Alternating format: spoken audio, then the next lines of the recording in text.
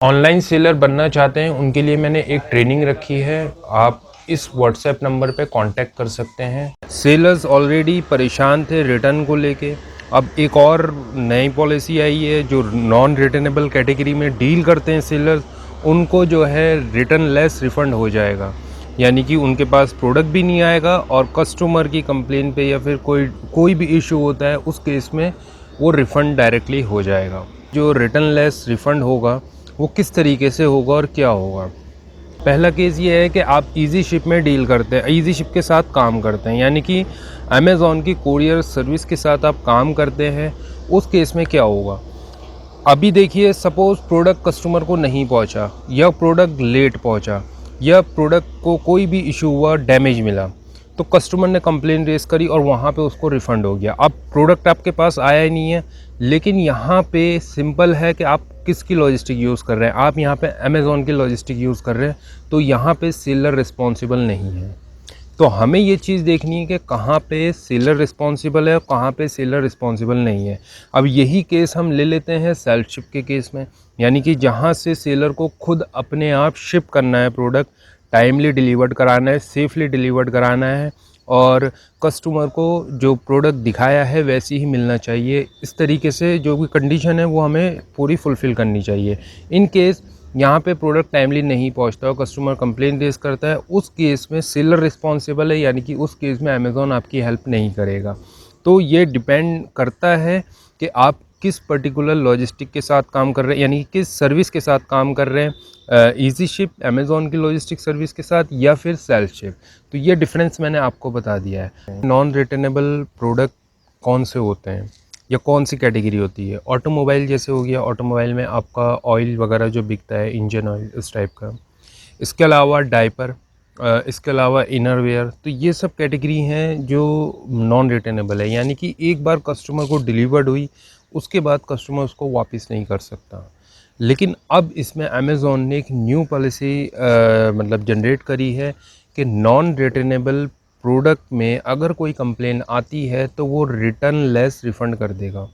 यानी कि रिटर्न भी नहीं लेगा कस्टमर से जो पैकेट डिलीवर्ड हुआ है और उसको जो है कस्टमर को उसका पैसा दे दिया जाएगा। और यहाँ पे सेलर के अकाउंट से वो अमाउंट डिडक्ट हो जाएगा। यहाँ पे अमेज़ॉन की तरफ से आपको मेल आएगा, हर रिफ़ंड पे, हर रिटर्न पे आपको मेल आता है। ये पहले से ही आता है, ये जनरल है, ऐसा नहीं है कि ये अभी हुआ है। हर रिटर्न पे आप चेक करेंगे, हर रिफ़ंड पे अमेज़ॉन आपको मेल करता है और इवन ये भी बताता है कि इसमें इतना % रिटर्न आ रहा है, तो इसको आप चेक करिए, कस्टमर कंप्लेन ज़्यादा आ रही है, पूरा डिटेल उसको देता है फ़िलहाल।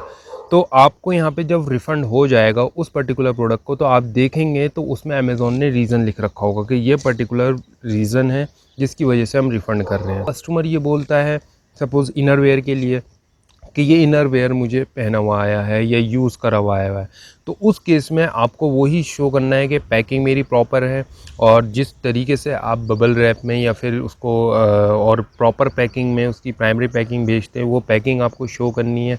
यानी कि आपको प्रूफ करना है और अपना वहाँ पे लिखना है, आपको अमेज़ॉन को बताना है कि हम जो है सेलर हैं और हम लंबे समय के लिए काम कर रहे हैं। तो ऐसा नहीं है कि हमने आज काम करा, हमने एक प्रोडक्ट बेचने के लिए, एक कस्टमर को बेचने के लिए हम ऐसा करेंगे। उसकी कोई भी कंडीशन हो सकती है कि वो इन ट्रांज़िट उसका पैकेट पुराना लग रहा हो कस्टमर को, या फिर वो जो है जब ओपन करा हो उसको प्रोडक्ट ओपन करने के बाद उसे पुराना लग रहा हो। तो कहने का मतलब ये कहीं से भी कोई भी रीज़न हो सकता है।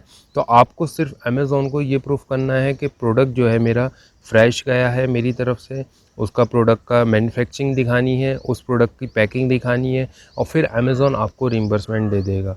तो इस तरीके से आपको ये प्रूफ करना है और प्रूफ करने के बाद आपको जो अमाउंट है वो आपके अकाउंट में आ जाएगा। इसके अलावा अगर रिइंबर्समेंट नहीं मिलता है तो एक पर्टिकुलर ऑर्डर आईडी, सपोज़ ए ऑर्डर आईडी है, ए ऑर्डर आईडी को आप अपने मैनेज ऑर्डर में जाकर रिटर्न सेफ्टी क्लेम का ऑप्शन आता है, वहाँ पे आप रिटर्न को अपना सेफ्टी क्लेम फ़ाइल कर सकते हैं। उसके अगेंस्ट आपको बताना पड़ेगा कि ये गलत रिफ़ंड हुआ है, ऐसा नहीं था, मतलब जो भी उसमें डाटा मांगा है वो आपको शो करना पड़ेगा। उसके बाद जो है आपको वो उसका रिइंबर्समेंट का टाइम मिलेगा, 3 दिन के अंदर वो केस रिज़ॉल्व होगा। 3-4 दिन का अमेज़ॉन आपसे टाइम लेगा, 1 वीक का लेता है। लेकिन वो 2-3 दिन के अंदर रिजॉल्व हो जाता है। अगर पॉलिसी अमेज़ॉन लाया है तो डेफिनेटली वो दोनों साइड को देखेगा, यानी कि कस्टमर पॉइंट ऑफ व्यू से भी सोचेगा और definitely seller point of view से भी सोचेगा। ऐसा नहीं है कि आपने अगर वो मेल पढ़ा कि उसमें जो है रिटर्न लेस रिफ़ंड हो जाएगा, हमें तो लॉस हो जाएगा, ऐसा नहीं है।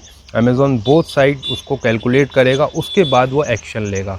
और अगर आपको लगता है कि ये एक्शन जो अमेज़ॉन ने लिया है आपके अगेंस्ट है या गलत है, तो आप उसको पूरा अमेज़ॉन आपको मौका दे रहा है, उस पर्टिकुलर ऑर्डर के अगेंस्ट आप अपना रिम्बर्समेंट क्लेम कर सकते हैं, आप अपना क्लेम फाइल कर सकते हैं। जो भी नॉन रिटर्नेबल कैटेगरी में डील करते हैं उन्हें सिर्फ कुछ डॉक्यूमेंट्स की ज़रूरत पड़ेगी।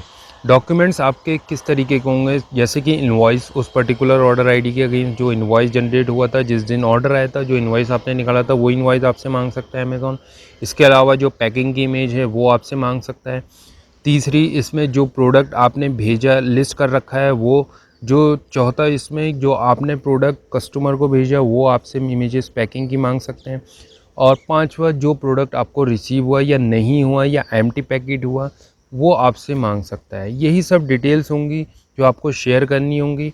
और अगर आप प्रॉपर्ली इसको अपने सिस्टम में इन्हेंस कर लेते हैं, अपने सिस्टम में इसको डेवलप कर लेते हैं, इस पर्टिकुलर प्रॉब्लम को, या मैं बोलूँ इस पॉलिसी को, तो आप इसको ईज़िली फेस कर सकते हैं। तो यहाँ पे मैं एक कस्टमर के लिए एक बात बोलूँगा कि कस्टमर ये ना समझें कि अगर वो नॉन रिटर्नेबल कैटेगरी से प्रोडक्ट मंगा रहे हैं, वो प्रोडक्ट मंगा रहे हैं जो रिटर्न नहीं हो सकता और उसका रिफ़ंड उन्हें डायरेक्टली मिल जाएगा, तो अमेज़ॉन उनका भी अकाउंट चेक करेगा, पूरा उनका डाटा चेक करेगा, कब से उन्होंने अमेज़ॉन में अकाउंट बनाया है, क्या क्या परचेजिंग करी है, उसके हिसाब से आपको वो रिफ़ंड दे देगा। तो कहने का मतलब ये है कि एक बार रिफ़ंड, या फिर उसको चेक करके कंडीशन है नहीं है रिफ़ंड की, तब वो रिफ़ंड होगा, वो तो डिपेंड करता है। बट यहाँ पे अकाउंट कस्टमर का देखा जाएगा। और मेन पॉइंट ये है कि अमेज़ॉन कस्टमर का भी अकाउंट ब्लॉक करता है। ऐसा नहीं है कि सेलर का हो, कस्टमर का भी अकाउंट ब्लॉक होता है।